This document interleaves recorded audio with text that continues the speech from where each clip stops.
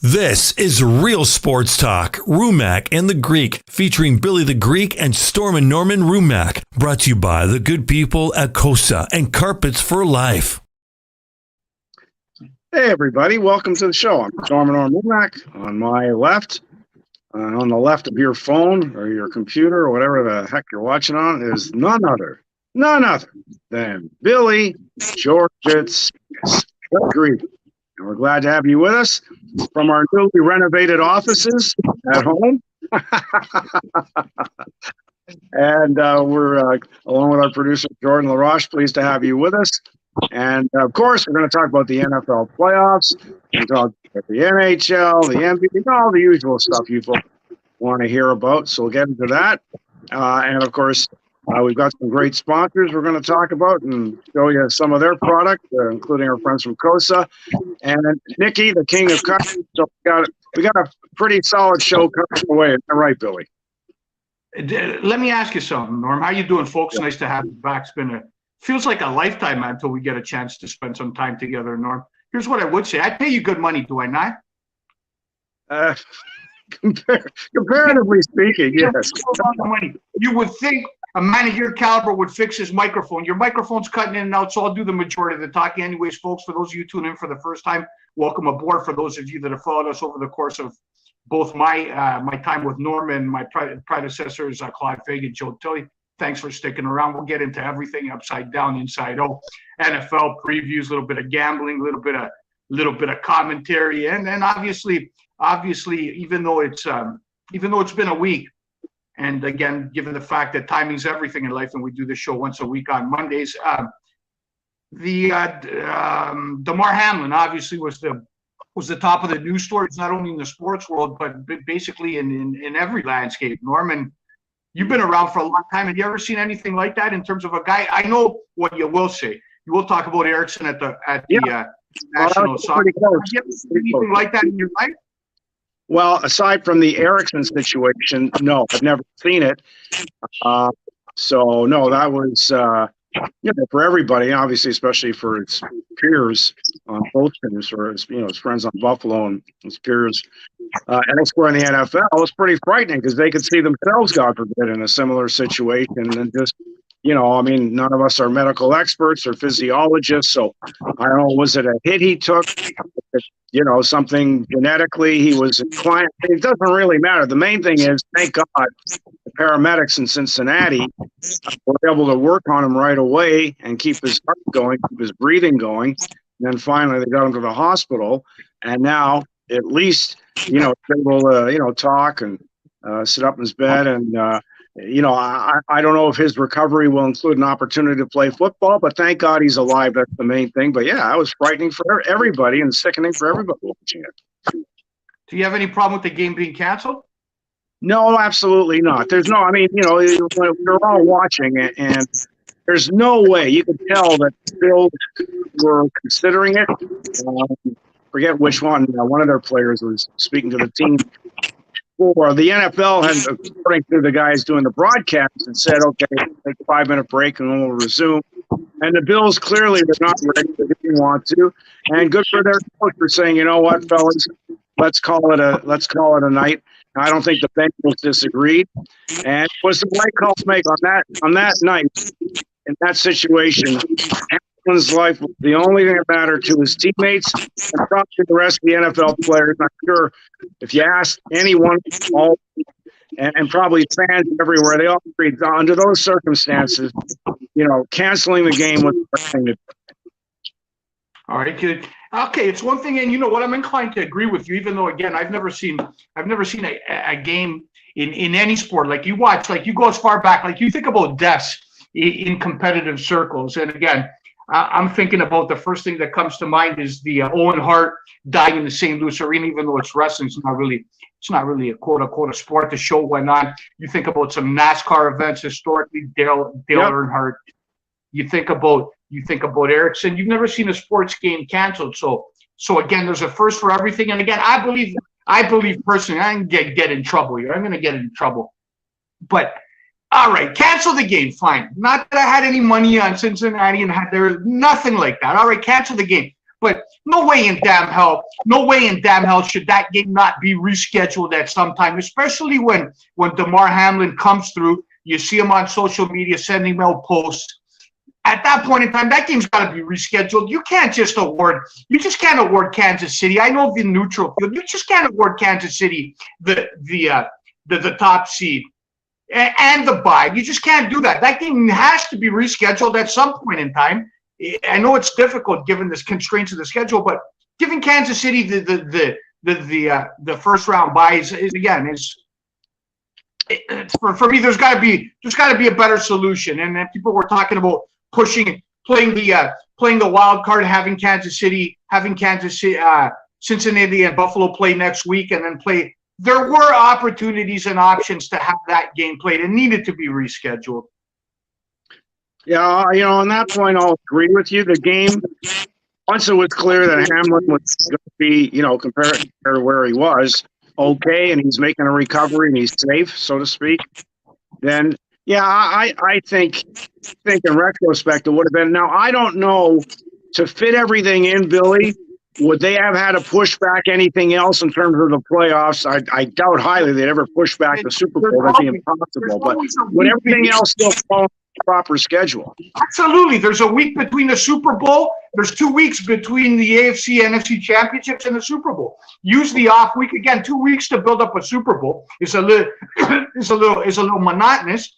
Not only so, you can use that 1 week to fill in those games and push the playoff schedule back. You had to fill in the game. Again, Buffalo from getting a first round bye, which is huge. Buffalo plays Miami, then they got to play Cincinnati, then they got to play either Kansas City or San Diego. That's a whole different road than having that one game, the one game off, and then playing the lowest possible seed. That's a kiss for Kansas City, and it's one that wasn't necessarily earned. Buffalo beat Kansas City in KC. Right? Yeah. You saw it. We were there, right? Yeah. Yeah. But I haven't, unless you have, Billy, I haven't heard any feedback from the Bills players, unless I miss about the fact about, not the cost, that's not the right word for it, but the resultant change in the schedule. Are any Bills? Have you heard any Bills speaking? I doubt that they would, because I think really, and I say this also, I think the only thing they cared about after that game, and even now, is DeMar, right? That's the only thing, and so be it. The schedule doesn't quite work out in their favor the way it would have. I think their only thing they're thinking of is, thank God their teammate's alive and he's able to recover. But I can't see it any other way. Here's the issue. That even if you felt differently, even if you said, wait a minute, we're getting screwed here, right? Through no fault of our own, we're getting screwed. You couldn't come out and say it because you'd be branded, you don't give a rat's ass about DeMar. All you care about is the game. You've heard the sentiment. One guy, Skip Bayless, said something about the importance of the game, and then he said it means nothing in result. And he got roasted, he got toasted. So even if you're thinking that, even if it's in your mind, you can't say it, unfortunately. They'll kill you. The party line, and for the most part, it's generated from the heart, is DeMar's, all we care about is DeMar. And that's fine, maybe so, probably so. But even if you did care about seedings and you realize this guy's okay now, he's fine, right? He's out the dangerous set, he's going to have a tough recovery. And again, well, not a heartless guy, obviously, Norm. You see, look, yeah. I'm a sweetheart and I care. Like, there was nobody that was watching DeMar go down that wasn't concerned. There's nobody like sitting at home saying, I hope this guy dies, or smiling or laughing, or Bills fan or Cincinnati fans toasting their beers, man, right? But at the same point, hold on. Let's be fair. There's also, we put sports athletes on such a pedestal, right? People live, people die every day, Norm, right? The same day that DeMar was going through that, I was working outside, work at Sherburne and Queen at a shelter. There was a man who lost his life, no much older than DeMar. Obviously, different circumstances, a forgotten soul, whatever the case may be, but still another human being, man. But this outpouring of emotion, affection is reserved for only athletes and actors and people famous. If we gave a shit about humanity and life and people losing their lives on a daily basis in the same manner as we did for DeMar Hamlin, this the society would live in would be much better off. And I'll just leave it at that. I don't want to get in trouble here. Well, no, you see, I can see that besides this, because so many people were watching the game already, of course, they get tied into emotionally, because we all connect on that level. When it's life and death, we can all kind of relate to the fear and think about what his family must be, right? And that becomes all of a sudden, it's not about an athlete and a game. It's about there's another human being just like us. And, God forbid, what if it was us who was in, or our families, how would they react to how's his family going to be, right? So I'm saying that kind of, for the viewer, probably 90% of them, everything else gets pushed aside. But I wouldn't equate that, Billy, or extrapolate that to mean that we don't care about the average guy. It's just that, I think if we see someone on the street, no matter who they are, and they're struggling and they need medical attention, 99% of us are going to say, hey, whatever, do what we can. And, next person with a cell phone, or say, call 911. Let's help this person, get a blanket or get a towel, whatever it is. So I think most of us are like that and are inclined to care about, like you say, the guy outside of the Salvation Army or the shelter. I don't think, taken on a way different level.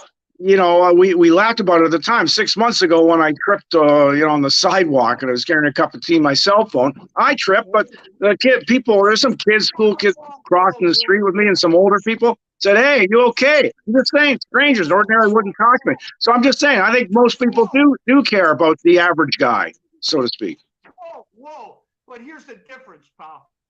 Here's the difference, and thank you for using for bringing your situation into the fore. Here's the difference, Norm. You're a celebrity, man. Everybody that saw Rumack goes down. So you're not an average guy, Norm. So don't put yourself in that category. You're the late night vampire, man. So obviously people come to your rescue when you trip and fall over your shoelace on Davenport Avenue, man, all on camera.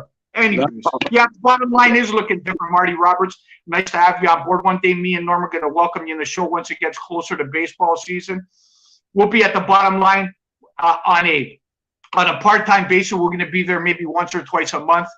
And then we're also going to get the comfort of doing this from home periodically, too. And again, we'd just like to thank the good people at the bottom line, Central Ontario Standardbred Association, COSA for short, COSA Line TV.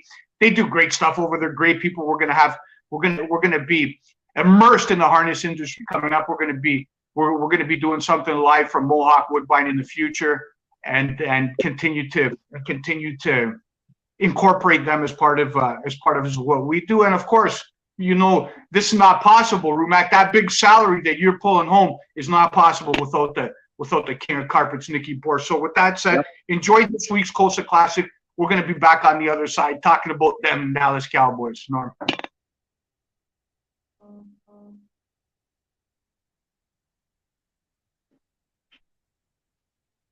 COSA Classic coming up.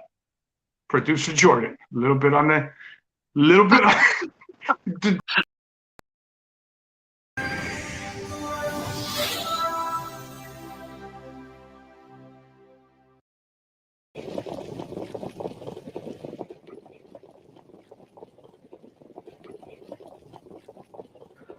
On the gate for the 23rd edition of the Pepsi North America Cup.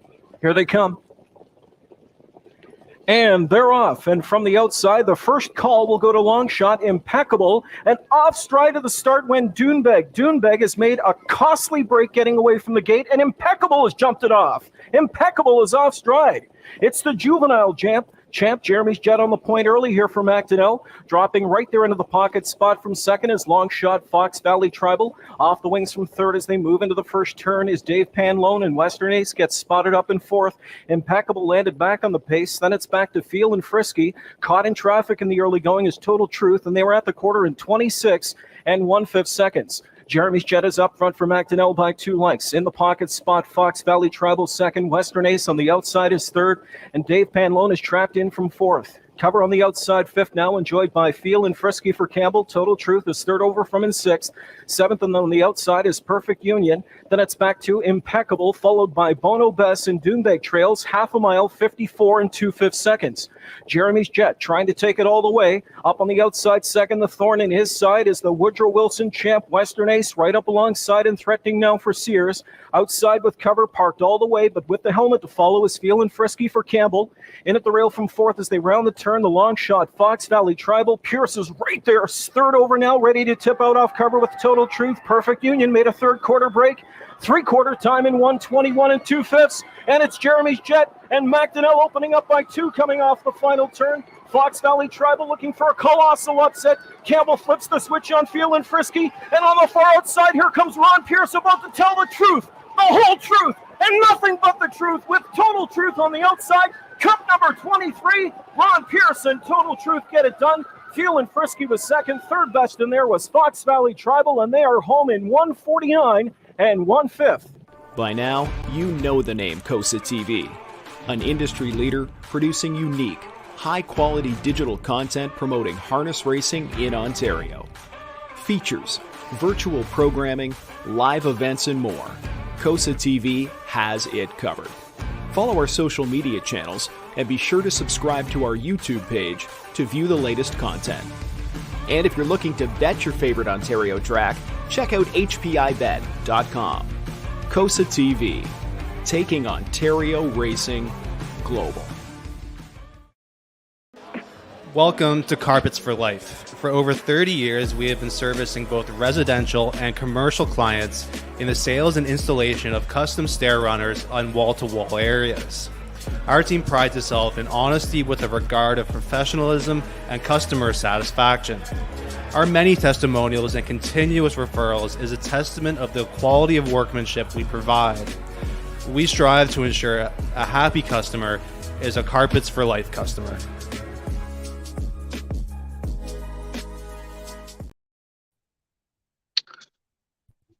Okay, welcome back, everybody, and thanks again to our good friend COSA, Standard Harness Racing Association of Ontario, and Nikki, the King of Carpet.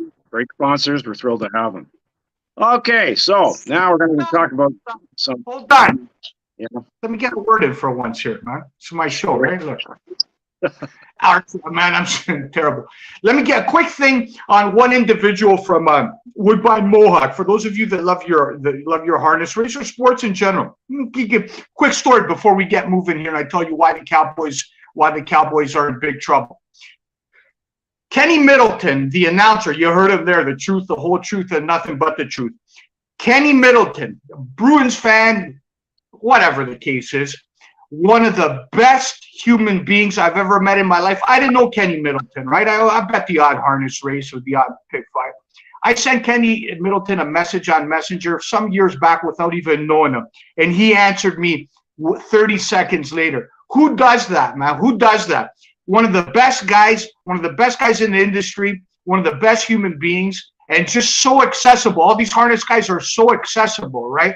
And for me, that sticks out. And it's been years since that interaction happened. And just wanted to shout out to Kenny Middleton. He's a great guy. Go ahead, Norm. Yeah. Okay. By the way, I'm just curious, and I don't know, but maybe you would. Is he related? Speaking of boss, is he related to Rick Middleton? Yeah, it's his son. Oh, well, that's a heck of a connection. That's a heck of a hockey player too. I don't know. You know what? Funny you asked that, man. I'll ask him. I'll send him a message, and I'll find. I doubt it. I highly doubt it. But you know, I'm guessing that there's a small possibility. Yeah. Maybe. Okay. All right. Well. Okay. All right. So we're going to talk about the NFL. So Billy, you were asking me just before we went to the COSA break about them there Cowboys who are facing none other than your favorite football player ever, Tom Brady. So, I expect Dallas to win by a comfortable margin, but because everyone's curious, it doesn't matter really. Well, it does matter with Brady, but Brady on his own can do things that nobody else can. Are you, or do you think, Cowboys fans, your fellow fans, you think even the player, are they a little bit nervous about Brady just because of Brady and his history? The Dallas Cowboys, and more specifically Cowboy Nation, would be nervous if they were playing the Saskatchewan Roughriders next week. They'd be nervous. It doesn't matter. Again, here's the history, obviously, and you can't sugarcoat it. Tom Brady's never lost to Dallas. Dallas has a history of coming up small, like Marty Roberts in the big moments, right? Playoff success has been elusive for America's team. It's been 30 years since they won a championship, and they haven't made a Super Bowl in that 30 years, and then not even an NFC championship. So it's been lean times. And you play Tom Brady, the mystique of Tom Brady. And here's where I'm concerned if I'm a Cowboy fan. The bookends to the season. If you remember back to Tampa Bay Week 1 and Washington in Week 18, there were so many similarities in terms of how the Dallas Cowboys, how bad they looked. And the first thing you want to beat Dallas, here's what you got to do. Number one, you got to hope Dallas F's up, man. Turns the ball over a couple of times. Dak throws a pick. You get a couple breaks. Number two, you got to shut the run down. And number three, you got to get pressure with your front four and press those Dallas receivers because they're more route runners than breakaway threats. And if you put all those three things together and you dominate the line of scrimmage and you keep Dallas in 2nd and 10, 2nd and 11, 2nd and 9, 3rd and 8, Dallas is very much beatable. The thing that I couldn't understand, and again, I'll let you chime in, is if I'm a Cowboy guy, and again, I have big problems with McCarthy. Big problems with McCarthy. You see that Philadelphia is rolling on the Giants, and okay, you want to play your guys, you want to get them in there, that's fine. Why in the hell is Parsons playing football? The guy's holding his arm after every play. Obviously, he's hurt. Obviously, he hasn't been as effective as he was during the midseason. And you're playing this guy down 20 points in Washington with 10 minutes to go in the fourth quarter. What's wrong with you? Yeah, What's wrong? Fair comment. That's a fair comment. I don't know. Your comment is completely spot on. Why would you risk one of the best players in the game? You know, in terms of what he does, why? There's just no logic behind it in that situation. Here's the issue, and here's where it becomes bittersweet. I believe. First of all, there's a guy from New Orleans. We all know who he is, waiting to take helm of that. Sean Payton, for those of you that are like Kerry Goulet and not the smartest of guys and don't know what I'm talking about. Gooch, congratulations on the job out in Australia. We'll be seeing you real shortly. I'm sitting on that custom-made table you gave me. Those chairs are top of the line, man. God bless your heart, man. You're a saint. You're a gentleman, man. Not the smartest of guys, not the best-looking of guys, but you're a class act, Gooch, man, and all the best. So here's the problem again. Where was I, man? I do a lot of talking, man. Sometimes I get a little bit tired. You're talking about the problem for the Cowboys, just stemming out of what we talked about. Okay, don't interrupt me again like that. All right, here we go. If Mike McCarthy and the Dallas Cowboys put up a stinker against Tampa Bay, even if they play their heart out and they lose, I gotta believe that Sean Payton, former coach of the New Orleans, longtime ties to the Jones family and in Dallas, will be the Dallas football head coach next year. So the question you ask yourself, if you're a Dallas fan, maybe you got to suffer another year to get a football coach in here the likes of Sean Payton. Maybe it's just in the cards that Mike McCarthy and this Dallas team can't win. I don't know. I can't tell. And again, getting beat at the line of scrimmage in that fashion by the Washington football team, man, has got to send concern to every Cowboy fan in North America, in Scarborough, wherever in the blue hell you are. Okay, so let me ask you this, Billy. Let me ask you this. If you set aside, you can. It's almost like fantasy football. If we just leave out, if you can, the Brady factor, which is that's like saying, take the sun out of our solar system. But if you leave the Brady factor out, does Dallas win in every other matchup on the field? No, not necessarily. No, when you're talking the matchup, the strength of the Dallas football team in comparison to Tampa Bay's their offensive line. They got a way better offensive line than Tampa Bay. But when you're talking skill positions, you're talking Evans, you're talking Goodwin. Obviously not the same caliber of runner in Fournette. No, you're not better.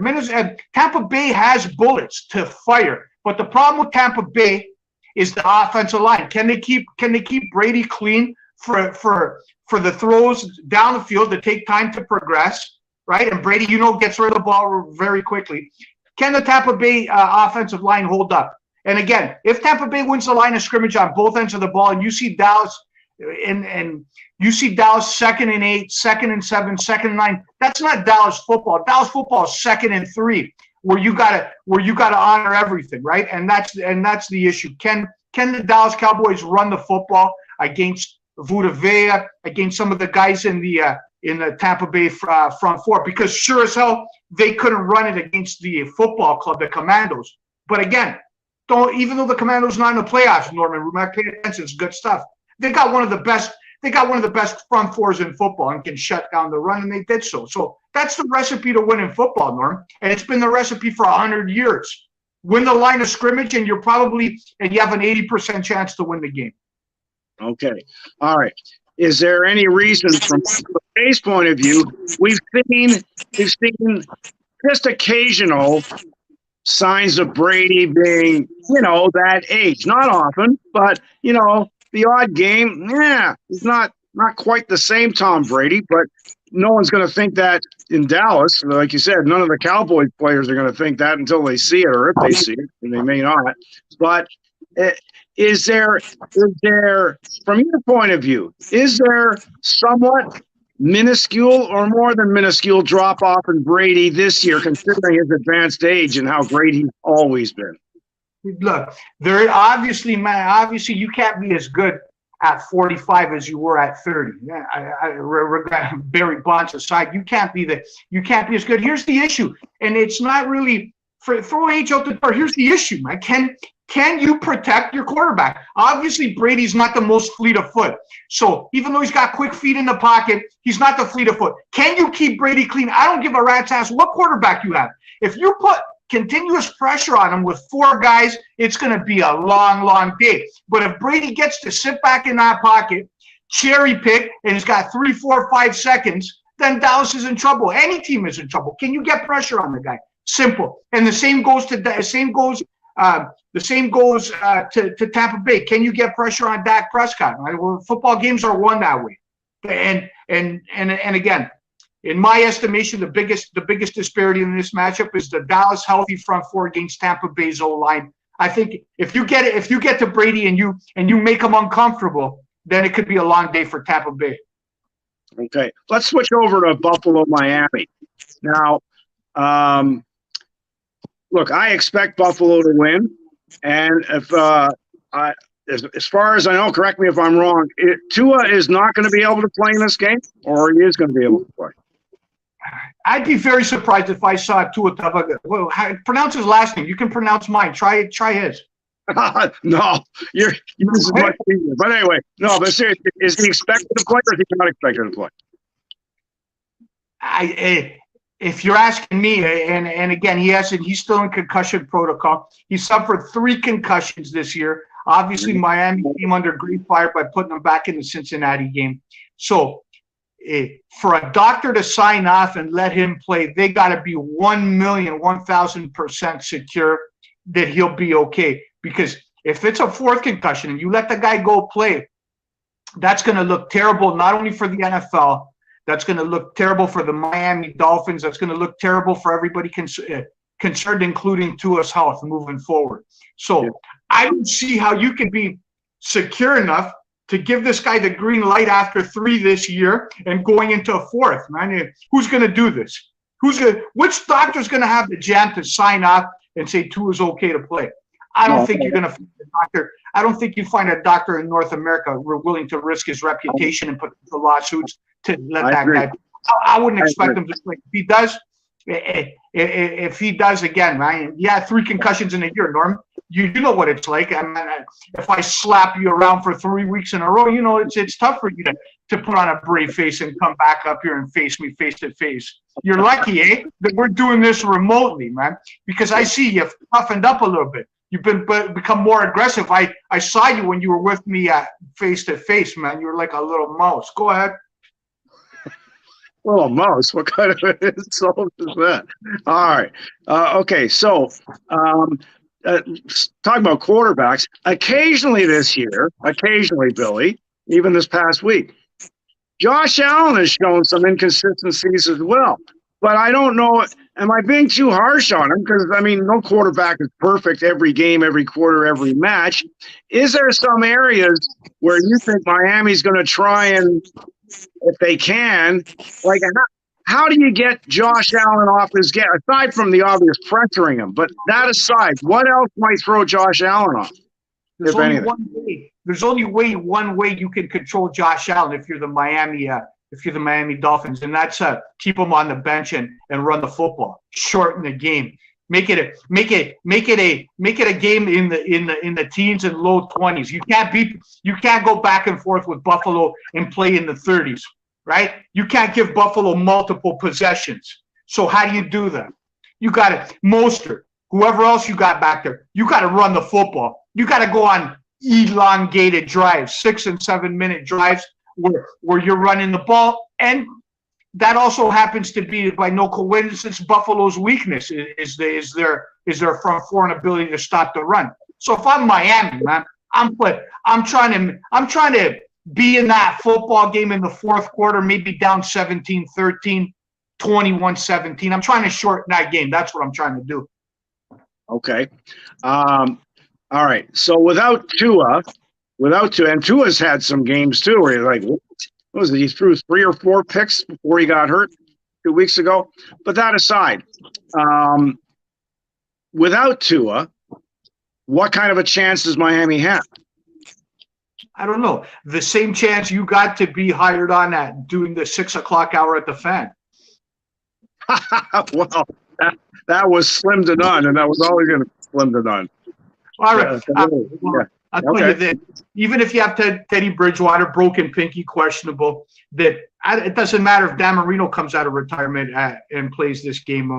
Buffalo's a better football team. They're on a mission. There's no way the Buffalo season, if you're looking at the season in terms of theater mode, there's no way the Buffalo Bills losing a wild card to Miami playing at Orchard Park. There's just no way in hell. Now, the real football for the Buffalo Bills starts the week after, when you're more likely going to play Cincinnati, and then you've got to play Kansas City, right? You're not losing to Miami. The question is, for those of you that are sports gamblers, is the 9.5 points the Buffalo Bills are favored too much? And again, can Miami, as I've suggested, keep the game close and run the football? If so, maybe they can cover that number. But Buffalo will not lose this football game. Will not lose this game. No chance in hell they will lose this football game. And it doesn't matter who's the quarterback of Miami. It doesn't matter what's going on. Buffalo in this theater doesn't go out in a wild card fashion. Absolutely no chance in hell, man. And I'm telling you straight. If you're a Miami Dolphin fan, you better get ready for the inevitable, and that's golf time.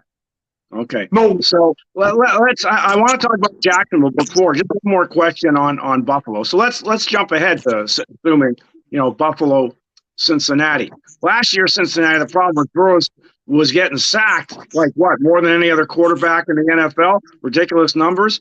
So they I don't know what the numbers are this year exactly, but let's say they fixed that up. So head to head, like is that I'm going to take a wild. You're the gambling guy. I'm going to take a realistic. If that game is this Sunday and the odds have been set, is it Buffalo by 3 against Cincinnati? Yes. 3. If the game's in Orchard Park, it'll be 3.5 for Buffalo. If the game opened up tomorrow. But here's what you got to figure: if you're a Cincinnati Bengal fan, obviously you beat the Ravens minus. They started a kid named Brown as quarterback. I never heard of him before.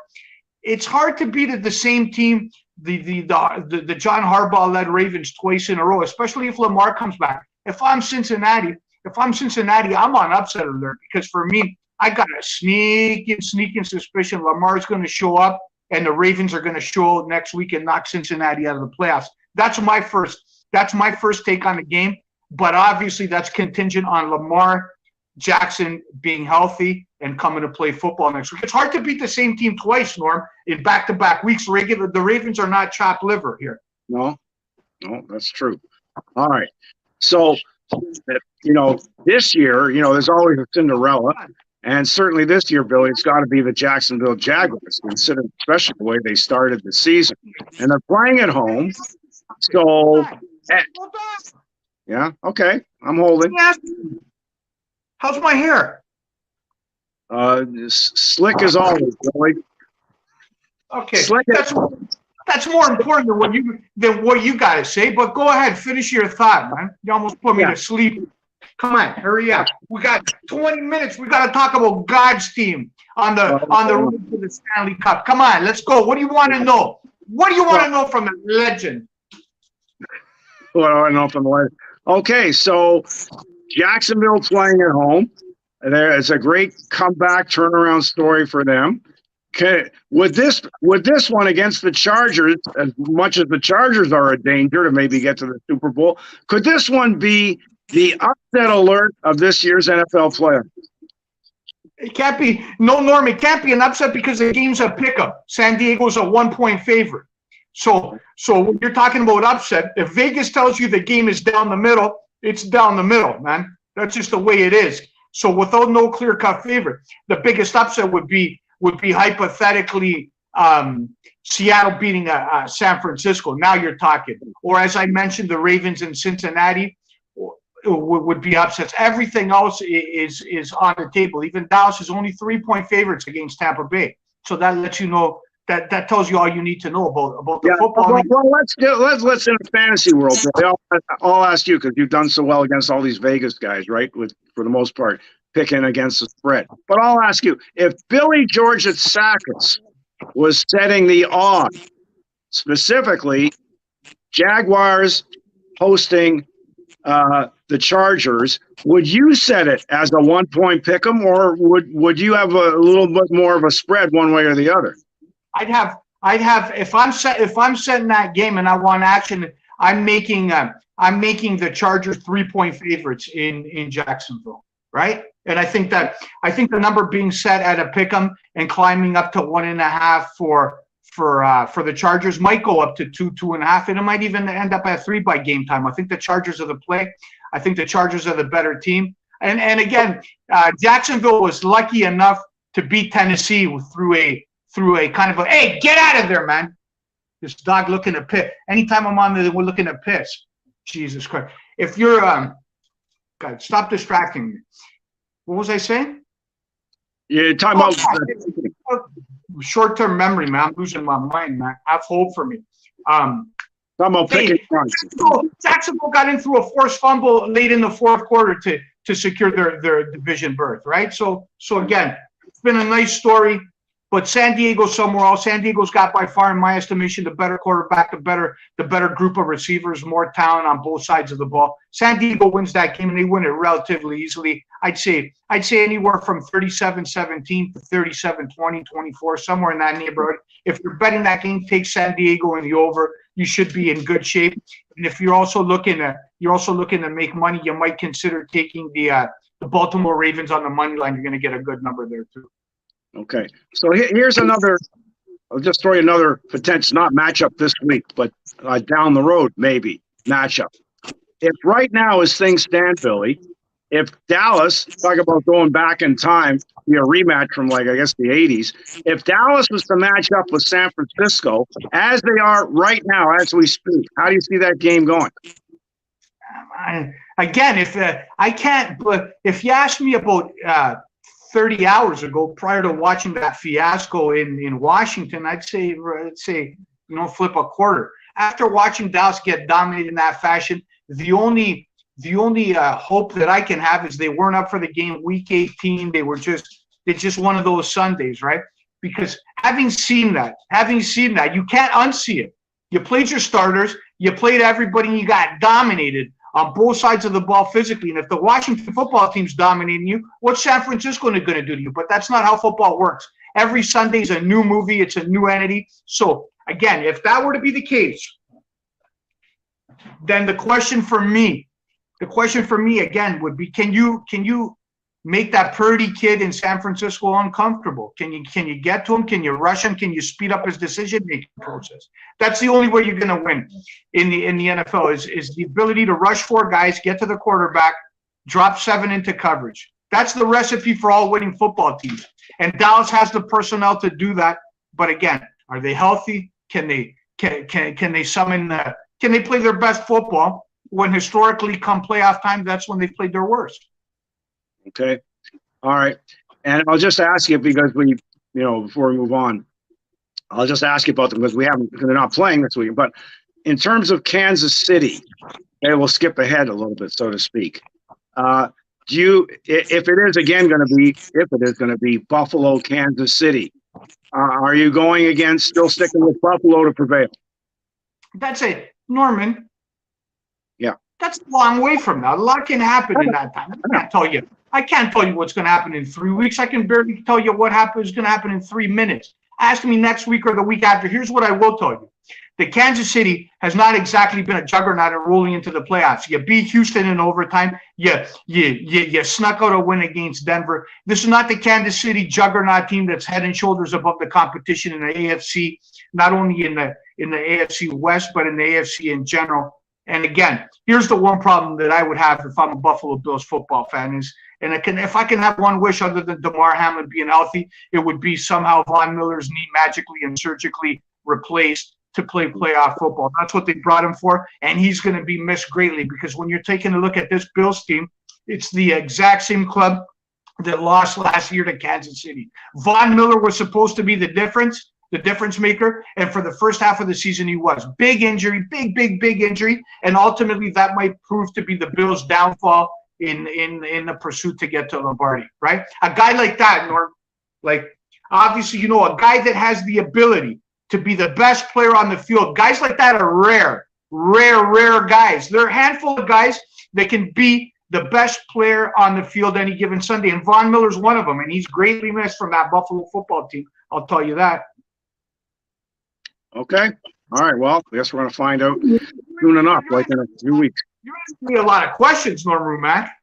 Well, because I try to sound enough, eh? Did you need to grill a joie like this? All right.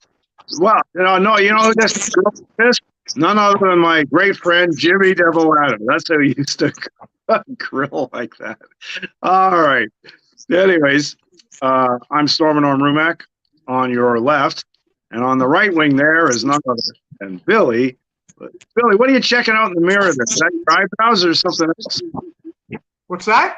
What, you were looking at your eyebrows, making sure they're trimmed or something? Yeah, always a little checkup, Norm. Always a little checkup. Always, sometimes things happen to a person and before you know it, something's happened. I look down, I take a piss, I can't even see my pecker anymore. I put on 40 pounds. Things happen in a blink of an eye, man, and I just gotta be able to keep on top of things in a better That wasn't the first example I was particularly thinking of. Ah, Jesus, what the hell happened to me, man? You put me on the sidelines for a year and a half. I went from being a productive citizen to being a couch potato man. Anyways, man, enough about the great one here, man. Let's talk about, you know what? I don't even want to talk about the Leafs, really, because there's nothing to talk about. Well, that's right. Yeah. Win a few, lose a few. What's there to talk about when you're talking about the Toronto? What do you want to talk about? No, I'm agreeing. There's nothing new to talk about with the Toronto Maple Leafs. Everything's basically the same. And that's it. Yeah, there's nothing new. Nothing shocking. I guess their goaltending looked good, has been shaky, might look good again, might be the Achilles heel come to playoffs. You don't know. Their defense was unbelievable. Riley comes back. They go flat. They're starting to give up chances again. They play a better game against Detroit and Philadelphia. Matthews, Marner, Tavares, those guys are Nylander playing good hockey. So really, you don't know absolutely nothing. How the Leafs are playing in January and if in no way indicates to me how they're going to fare against Tampa Bay in a best-of-7 series. If I'm a Leaf fan, here's the most important thing that I'm hoping for, if I'm a Leaf fan, is that somehow Tage Thompson, Tuck, the rest of those Buffalo Sabres, somehow, and they're only 4 points behind Norm Rumack, somehow get in that 3 spot and somehow prohibit the Leafs from playing Tampa Bay again in a best-of-7. Maybe Buffalo gets in there and it's a 4-1. It's a QEW series, Buffalo Toronto. That would be something. Yeah, but you know what, Billy? In all seriousness, let's say that were to happen. There's less than zero pressure on Buffalo, especially because Toronto, never mind win the series, still you'd have to agree. Toronto would be expected to take them out either 4 straight or in 5 at the most, right? That would be absolutely. Absolutely. And again, that's the issue. That no matter who you play, and again, if it were to be Buffalo, again, you'd imagine that Buffalo in a 7-game series would be an easier series than Tampa Bay. Would you, if you had to pick today, and you were the Leaf brass, who would you play in a 7-game series, Buffalo or Tampa Bay? Well, sure, on paper, you'd take Buffalo, but I'm just saying Buffalo goes in there with nothing to lose. They're sky high. They can feel relaxed. It's just getting there for them was a huge step. I'm just saying that could make things difficult. Toronto on paper is better. There's no question about it. But I could see Buffalo, especially playing at home. They're going to be fired up, and they know they got nothing to lose. They can gamble. There's nothing to lose. I'm just saying they could be. I'm not saying the Leafs won't win, but I'm saying Buffalo could be a dangerous opponent because of that. Forget Buffalo, man. Let's pull for Ottawa to get in the 3 spot. Well, let's okay. Here's the thing, and it's funny we let off the show talking about my Cowboys because my Cowboys and the Leafs are in the exact same spot. There's not 2 fan bases. I follow everywhere on social media that are crazier than Leaf fans in terms of anxiety, complaining and Cowboy fans. They're the exact same way. And both organizations are in the exact same spot. They got to get over that initial hurdle. For the Leafs, I believe, if the Leafs somehow manage to get past the first round, the weight of the world will be lifted off them. Psychologically, then they can play hockey. Then they can be themselves. They just got a hurdle they need to cross. Right? And if they cross that hurdle, I believe the Leafs will play their best hockey moving forward. The question is, Norm Rumack, is the hurdle going to be crossed under the watch of Sheldon Keefe, and is it going to happen in 2023? Again, the jury's still out because 80% chance. What do we do a year later? A year later, Tampa Bay, Toronto in the playoffs again. What's changed? What's changed? Are the Leafs appreciably better than Tampa Bay? Are they going to go in there as appreciable favorites? What's changed? Yeah, well, no, you're right. And, part of that equation, Billy, regardless of who Toronto plays, is, for example, the name you mentioned quite a bit. Which team at the trade deadline, Billy, is going to get this year's version of Nick Paul? That'll be big, too. See, here's the issue, Norm. If you're a Leaf fan, you're going into Tampa Bay series. The best defenseman on the ice still wears a Tampa Bay jersey, that big monster. He's still better than anybody the Leafs have. Vasilevsky is still one of the best goalies in the world. So you're from a matchup perspective, right? And you've got Stamkos, Kucherov, and Point, who on any given day can be just as good as Matthews, Marner, and Nylander. Am I right? Yeah, fair enough. So again, from a matchup perspective, Tampa Bay, at least had him on the ropes last year. They had him on the ropes. They were ready to kill him. Yeah. Is a year from now, is 6 months from now when they get into the playoffs, or 4 months, whenever it is, what will have changed? And you said it perfectly. There's got to be somebody on this Leaf team, a difference maker, that's currently wearing a different jersey somewhere in the world that comes on board and is that spark plug, that difference, that Nick Paul, as you mentioned, to put the Leafs over the hump. There's got to be a guy. I don't know who he is. There's talk of Ryan O'Reilly maybe donning the white. That would be an unbelievable addition, right? Yeah. If you're swinging for the fences, if you're Kyle Dubas, you're going in Alex Anthopoulos mode. You got to believe, as Alex did, that this is going to be your last year. That's the premise you got to work under. Because if you don't win the playoffs this year, you're not coming back, man. So you better swing for the fences. You better try to get Parenko, O'Reilly. You do whatever you can to bolster your club for a run, because you know what? As I'm sure you'd agree, Norm, and I'm not jumping the gun there, if the Leafs don't get out of the playoffs the first round, there's a 95% possibility that Keefe and Dubas are not back. Well, I agree, and especially if I'm in Dubas' shoes, and knowing that, because it's obvious as the sun rising in the east and setting in the west. If I'm Dubas, I'm not afraid to make a big blockbuster deal or significant trade to get that piece or two that I think I'm missing. You know why? Because, look, if I lose, It's somebody else's problem. The next GM, whoever that's going to be, it's not my problem anymore. And if I gamble correctly, I'm the king of Toronto, right? So it's a worthwhile gamble for Dubas because you better do something. Otherwise, if you go in the first round, you did nothing. It's like, well, you didn't even try. So he didn't try. Hold on. The question is, if you're Kyle Dubas and you've watched the Leafs play for 2-3 months, do you think you're good enough as is right now? Well, good enough. You're good enough to be in the mix, but are you better than everybody else? I wouldn't say so. You're one of the teams, but you're not like light years or steps ahead of everybody else. I don't think so. Not in terms of cup contenders. No. Yeah, and again, so if you're the Leafs, if you're in Dubas' spot, as you mentioned, and it's one of the few times in the history of your relationship with me you've actually made sense, man, and I haven't questioned your sanity in terms of your age. Like you're not all there, but you're right on the money when you talk about what good is this year's first overall pick and next year's for Kyle Dubas. Really? Yeah. What good is it? What good is a guy like Robertson toiling wherever he is? What good is he? What good is he to Kyle Dubas? Nothing. So there should be, if I'm Dubas, I gotta believe it, and I gotta call St. Louis, and I gotta try to get one of their big bruising defensemen, and I gotta try to get Ryan O'Reilly, and if Morgan O'Reilly happens to be one of the guys going the other way, so be it. If you can pry one of the right-handed defensemen out of St. Louis, get Ryan O'Reilly and center a package around Morgan Riley and some draft picks. You do it in a blink of an eye, and let's play hockey, right? Yeah, no, absolutely. He's got to throw his dice down on the table this year. If he doesn't, then I don't like his chances. He's got to find that, like you said, that missing element that Tampa and everybody else has won a Stanley Cup.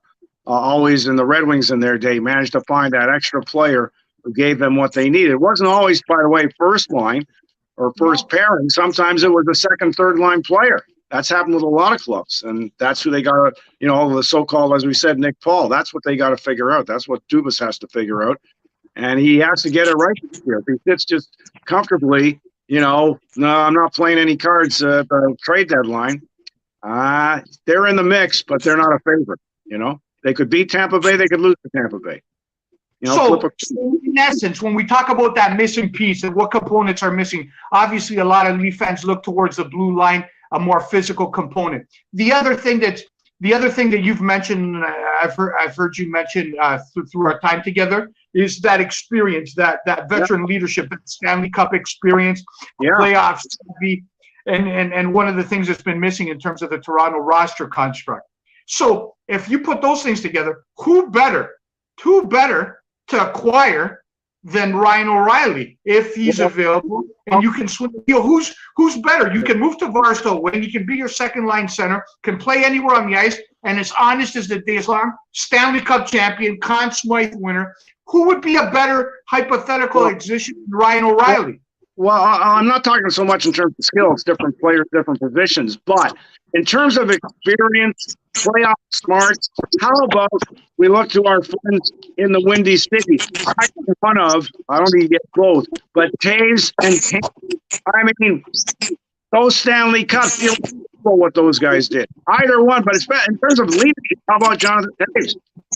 That would be again. Now the question is, again, we're throwing names out here. Obviously, there's something called the salary cap that impacts the way GMs make decisions and go about pulling deals. It's just not that easy where you can just say, "Oh, I want that guy." All right, bing. You gotta fit him under the cap, and as we know, the Leafs have had issues historically being up against that number. But absolutely, that's a kind of guy, because the Leafs, for the most part, and again, their top four guys are playing unbelievable hockey.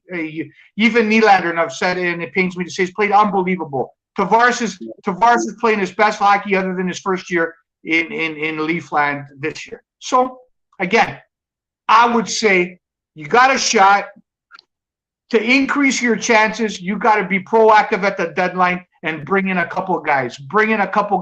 And for me, the number one and most expendable trade chip that I have at my disposal, and it's very lucrative as well, is Morgan Riley. I saw how my team played without Morgan Riley for almost a month and a half, right? I saw that. It's evidence to me, man. I saw it. And it wasn't for 1, 2, 3 games. It was almost a 15-game stretch. Yeah. I saw how my team played without him. And if Morgan Riley's a number 2 defenseman, and we know the cost of defenseman so high, then why the hell can't we demand a king's ransom from another club for a guy of his caliber? And for me, that's the trade chip right there. I believe St. Louis, if you dangle Riley, Robertson in a first, St. Louis might unload that roster, including Parenko, including O'Reilly, and maybe something else as well. I think that's the deal to be made. And if I'm Kyle Dubas, I go out and make sure, like, ask yourself, Norm, if Riley goes out and you bring a Parenko and a O'Reilly in, are you a better team? Yeah, I think so, for sure. All right. So if you're a better team, if Robertson goes, will you miss him? Well, I don't know. I will miss him. But I know it's hard to say. You won't, but you get them. The thing is, it's more about, are the guys that you're bringing in going to add something? Not so much what are you missing with it. You don't think about the guy you moved. You think about the guys you've added in. Are they making it better? You bring in Riley, a Conn Smythe winner, and still in the relatively in the midst of his career, he's not over the hill. Don't you think he'll add something? Well, absolutely, absolutely. And the thing is, here's something I don't quite know the answer to, but with the salary cap, and you have to be like know every in and out of the cap rule. Can you do a deal like is this possible? Can the Leafs say Chicago? How about we rent? I'll use that term. How about we rent Voro, Taves, or Kane, whatever, for the playoffs, and we'll give you a first-round pick, and then if we win the cup, we'll give you a first and a second, or maybe a first this year, first next. I'm saying, can you do that with the cap where you're basically renting a player and he goes back to his original team and you give them the draft pick for borrowing? Are you allowed to do that under the cap? That's what I don't know. The only way you're allowed to do that, Norm, is if you show up with a briefcase of money, too, in the alley.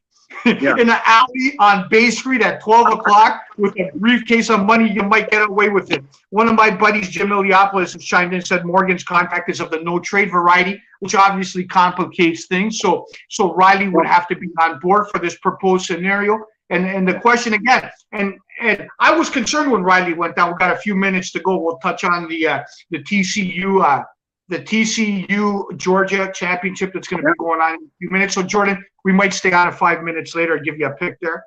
All right. The question again, and I was very skeptical when the Leafs were playing with O'Reilly. I go, oh, here we go. They played their best hockey of the year. He's my most valuable asset, and I don't know how we're going to convince him that, his time in Toronto's done. Go on to St. Louis, Missouri. It's a nice place over there, right? St. Louis is not a rebuilding team. Maybe I don't know. Again, maybe throwing some incentives of some kind. But Riley's your number 1 trade chip. Your number 2 trade chip is Robertson. Your number 3 trade chip is your first round pick. That's what you got on the table. And obviously you got guys lower in the minors like Knives and guys like that. But anything, there's nobody in terms of prospects or draft picks that should be on the untouchable list when it comes to the betterment of the Leafs at the deadline. Enough about the Leafs. Here's the one thing that I'm petrified of, if I'm a Leaf fan, is that Ryan O'Reilly's going to play somewhere else come trade deadline time. I got word on that, inside information. Can you imagine Ryan O'Reilly as a Boston Bruin? No. Yeah, well, they've been pretty spectacular without him. So, yeah, imagine adding him or some of the other guys we've talked about. I mean, unbelievable, Norm. Here's the thing. In my experiences in following professional sports, there has never been a greater first half. Like, the only thing that compares in the back of my mind was the Tigers going 35-5 to start the season in 1984. Going 35-5 under Sparky Anderson. Yep. Boston, 31 wins, 4 losses, and a few ties in overtime through 40 games, man. That to me is unbelievable. That to me, Boston, if you broke it down now and you talk about all sports, all North American teams, the Boston Bruins are the best sports club in North America over the first 40 games of their season in any league by far. And I'm shocked, frankly. I'm shocked. We had the off season where we didn't know what was going on. They bundled that thing, signing that kid that had those allegations. A lot of bad press. People were saying they're getting old, they're getting this, and they've won 35 out of 40, man. Unbelievable. Yeah. Well, I said aside from those specifics, and I think I mentioned it last week, Billy, you look at since when they won the Cup, 2011, right? When they won the Stanley Cup. And since then, yeah, they haven't, they had a couple of goes with the Toronto Maple Leafs in the playoffs, but they've not had, and I said, I'll ask you again, when's the last time, for people watching tonight, when's the last time the Bruins had, they're awful. There's an easy two. When's the last time you say that about Boston? You might have to go back 30. I can't remember. I'm saying that's the strength of that organization. They're always at least respectable or better than respectable. They're always a team you don't want to play in the playoffs, right? That's what I'm saying. I understand that. They're always respectable. And again, the funny thing is, this year we're questioning whether Boston is heading towards a downturn, even possibility of missing the playoffs. All preseason prognosticators, when breaking down the Atlantic, questioned what Boston was doing in the offseason. At that point in time, Bergeron hadn't signed. There was a lot of question marks. But they're 35. They won 35 out of 40. And then not only to me that's unbelievable. And again, don't forget, one of those losses was against the mighty Maple Leafs. Before we get out of here, Norm, and the hour flies, like really flies by, man, because all you do is talk. But that's beside the point. Give us a Norm Rumack's prediction. Craig Martin wants to know Norm Rumack's prediction with the Georgia Bulldogs against the Texas Christian University. And for those of you that don't know, that's in Fort Worth, Dallas. TCU against Georgia, national championship. Can TCU shock the world, Norm Rumack? I'll give you the last word. Okay. Well, by the way, I'm pretty sure, is their team name not the Horned? Are they not called the Horned Frogs? Is that right? That's correct. Well, put it this way. They will win, hands down, the contest for the most unique name in U.S. college sports, period. Like, what's a more unique name you'd never think of in a million years than Horned Frogs? Anyway, I'll give them that much. But do I see them? I think the Bulldogs are they got the experience. They've been a great team before. They're a force. And I'm not knocking Texas Christian. They're one of the ultimate Cinderellas. No one had them on anybody's list. The Vegas people better than I do. I don't know them. But there's no way Texas Christian was on anybody's list, even as the season was getting towards the end of September, right? The middle of September, whatever it was. But so I think they can keep it close. But I'm going to go with Georgia. I'm going to go with Georgia by 10 points. How's that? Georgia by 10. There you have it. Funny enough that the line is 14 points for Georgia. So Norm Rumack likes a TCU cover. Now, no, Norm, once again, it was quite a pleasure spending a little time with you. By the time we do this again, actually get ready, man. Next Monday night, we're going to be on right before the Dallas Cowboys and the Tampa Bay, which is the Monday nighter. I'll be on probably early Saturday with some NFL picks and previewing some of the games. Struggled a little bit last week, went 3-5, finished the year 12 games over 500 again. A little disappointing, but I'm calling out the big guns, Norm, next week. I'm going to have the heavy hitter join me alongside me with the football video and the picks, and that'll be out sometime Saturday morning. On behalf of Norm Rumack, I'm Billy the Greek. Norm, would you like to say anything to the good people at COSA and the Mayor Carpets before we go? Well, we're blessed to have such great sponsors. COSA worked with Billy. They've worked with me years and years ago, more than 20 years ago with the Fan 590 for about 15 years. So I love them. And got to know Nikki through you, Nikki Borsch, the King of Carpets. Just a real good, nice, down the sort of guy you can have a drink with, a beer with. And especially, Billy, because you're a fan of Lake Gloria, the 25-time Stanley Cup winners, whatever it is. So, but no, we love Nicky. He's a great guy. We thank him. And of course, we thank our producer, Jordan LaRoche. Fine work as always. And folks, thanks for tuning us in, whether it's live or you watch us later in the week on playback. on Facebook Live. We appreciate it. And yeah, we're here with you throughout the winter, summer, spring, fall, you name it. All the big stories, we're on top of them, and that'll continue. Let And me ask you before we get going, did you wear that shirt on purpose to show off your pecs?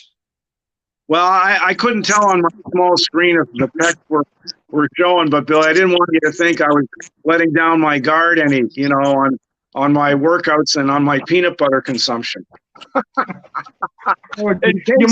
might I'm underneath a speed bag treatment, Billy. A couple of speed bag shots. All right, guys. See you next week. Thanks you once again, man. All the best to you and yours. Take good God care. bless. Thanks, folks.